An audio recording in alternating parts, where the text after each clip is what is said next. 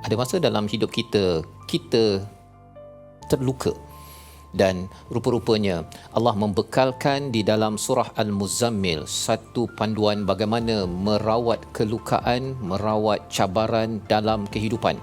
Salah satu daripada seruan Allah kepada Nabi Muhammad sallallahu alaihi wasallam kepada kita semua, ya ayyuhal muzammil qumil laila illa qalila. Wahai orang yang berselimut, bangunlah. Qumil laila illa qalila, bangunlah sepanjang malam kecuali sedikit.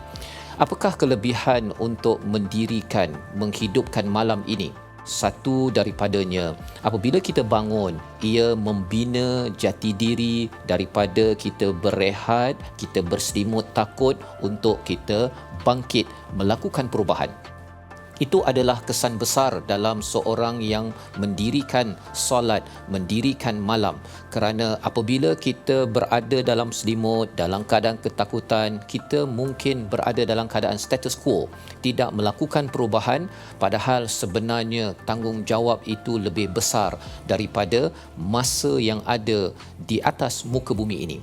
Ketika seseorang itu bangun malam, tidak seperti solat pada waktu siang, ketika bekerja, ketika bertugas, bangun pada waktu malam ini dalam hening sunyi, ia membawa kepada nilai kejujuran kepada kita.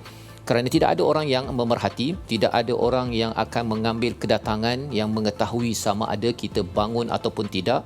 Kejujuran itu adalah salah satu daripada perkara yang dilonjakkan ketika seseorang mendirikan malam, dan sudah pastinya menghadap siapa? Menghadap Tuhan yang Maha Perkasa. Ini akan melonjakkan tawakal yang disentuh dalam surah Muzammil tentang Rabbul Masyriq wal Maghrib, Tuhan langit, Tuhan barat dan timur itu, fattakhidhu wakila, maka bertawakallah kepada Tuhan yang Esa. Tawakal makin kuat apabila kita bangun malam.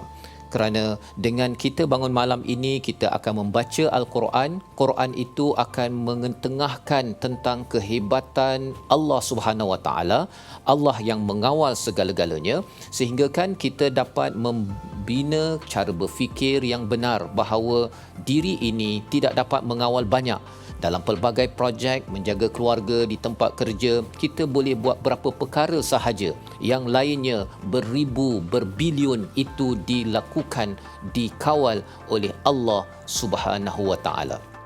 Apabila kita qiyamul lail ini, apa kesannya? Ia menyebabkan kalau kita boleh bersabar untuk sesuatu yang tidak dilihat oleh manusia, maka insya-Allah akan ada kekuatan sabar apabila berhadapan dengan pelbagai tohmah dan kutuk, pelbagai cabaran dan hinaan yang berlaku pada Nabi.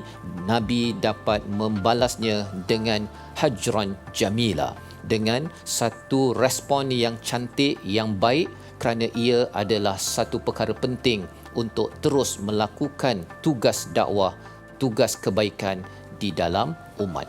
Dengan qiyamul lail ini, ia menyebabkan seseorang itu akan takut dan berharap pada Tuhan, tidak takut kepada musuh cabaran, walaupun namanya Fir'aun, tetap juga ia adalah makhluk, masih lagi di bawah takluk Allah Subhanahu Wa Taala. Itulah yang perlu diingatkan pada setiap hari, setiap kali qiyamul lail, bahawa diri ini kerdil, makhluk lain kerdil, yang besar hanyalah Tuhan.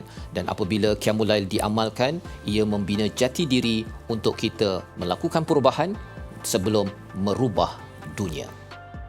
Adakah anda ingin mengikuti kupasan lanjut surah Muzammil melonjakkan potensi diri kita?